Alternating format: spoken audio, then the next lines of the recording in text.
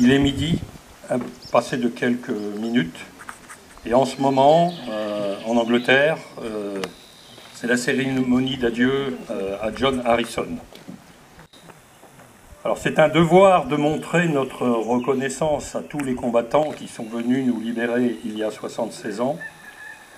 Avec le départ de John Harrison, on va dire qu'une page se tourne, car c'était le dernier vétéran susceptible de nous témoigner ce que le 46e Royal Marine Commando a vécu à Raw, et le sacrifice de ses 22 copains ici.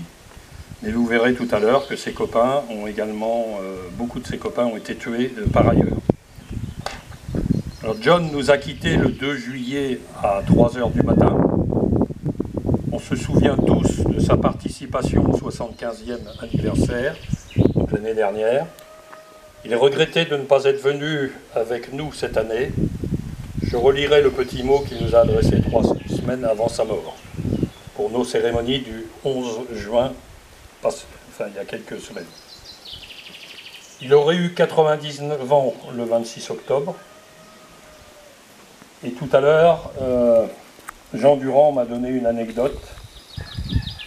John Harrison était très lié à notre commune et Jean m'a signalé que tous les ans il envoyait un courrier avec un petit billet qui était destiné aux écoles.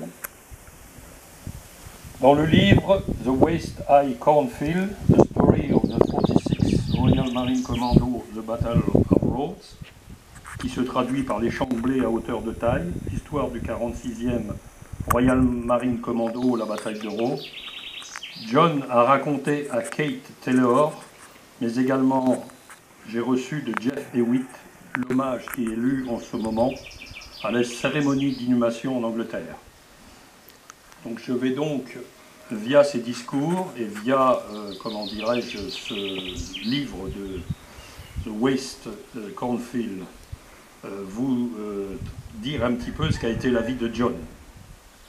John est né à Gloucester le 26 octobre 2021. Excusez-moi, 1921 bien sûr.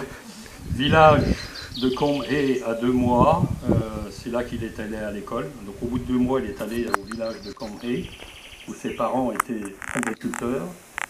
Il a quitté l'école à 14 ans et il est fait état de son travail de jardin.